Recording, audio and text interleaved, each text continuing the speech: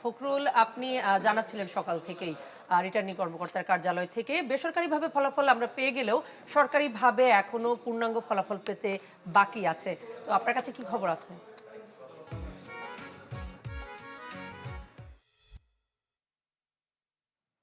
চট্টগ্রামে রিটার্নিং কর্মকর্তা দুইজন, চট্টগ্রামের বিভাগীয় কমিশনার এবং জেলা প্রশাসক। চট্টগ্রামের যে 16টি আসন রয়েছে এর মধ্যে 10টি আসনের ফলাফল ঘোষণা করছেন জেলা প্রশাসক রিটার্নিং কর্মকর্তা, এবং বাকি যে 11টি জেলা প্রশাসক এবং বাকি 5টির ফলাফল ঘোষণা করছেন বিভাগীয় কমিশনার। চট্টগ্রাম 4, 5, 8, 9, 10 এই 5টির ঘোষণা করা হবে বা হচ্ছে এখানে। তো আমি এখন আছি বিভাগীয় কমিশনার কার্যালয় এবং রিটার্নিং কর্মকর্তার কার্যালয়ের সামনে। গভীর রাত 3টা-4টা পর্যন্ত তারা কাজ করেছেন, ততক্ষণ পর্যন্ত ফলাফল ঘোষণা শেষ করা সম্ভব হয়নি। এখন সকাল বেলা 11টা নাগাদ বিভাগীয় কমিশনারের কার্যালয় তথা রিটার্নিং কর্মকর্তার কার্যালয়ে ফলাফল ঘোষণার বাকি যে কর্মযজ্ঞ সেটি শুরু হবার কথা ছিল, তবে এখন পর্যন্ত কর্মকর্তারা সেভাবে আসেননি বা বিভাগীয় কমিশনার আসার অপেক্ষায় রয়েছি আমরা।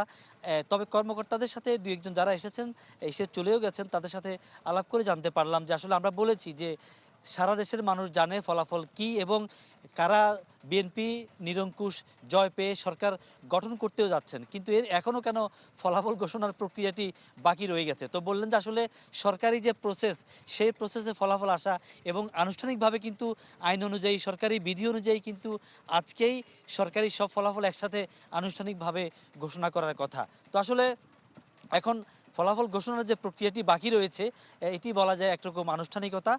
তো আমরা আসলে সেই ঘোষণার জন্য রয়েছে। এটি জুমার নামাজের আগে বা পরে যে কোনো সময় দুই রিটার্নিং কর্মকর্তার কার্যালয় থেকেই হতে পারে। এই জায়গায় একটু বলে রাখি ফলাফলের যে ব্যাপারটা, আমি এর আগেও জানিয়েছি যে চট্টগ্রামের 16 আসনের মধ্যে 2টিতে জামায়াত জয় পেয়েছে, বাকি 14টিতে জয়ের মুকুট পড়েছে বিএনপি।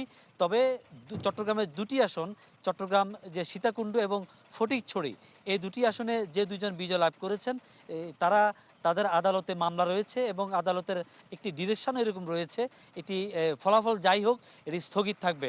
তবে এটি বলা যায় যে দিন শেষে আসলে জয়লাভ যারা করেছেন, যে 14 জন বিএনপির এবং জামায়াতের যে 2 জন, জামায়াতের একজন আগে থেকেই অর্থাৎ একটি ঘাঁটি হিসেবে পরিচিত যে লোহাগাড়া সাতকানিয়া আসন, তার সাথে ফখরুল এবার শাহীন আমাদের সঙ্গে যুক্ত হয়েছেন চট্টগ্রাম থেকে, জানাচ্ছিলেন সেখানের আনুষ্ঠানিকভাবে ফলাফল ঘোষণার যে কার্যক্রম শুরু হবে তার সবশেষ খবর।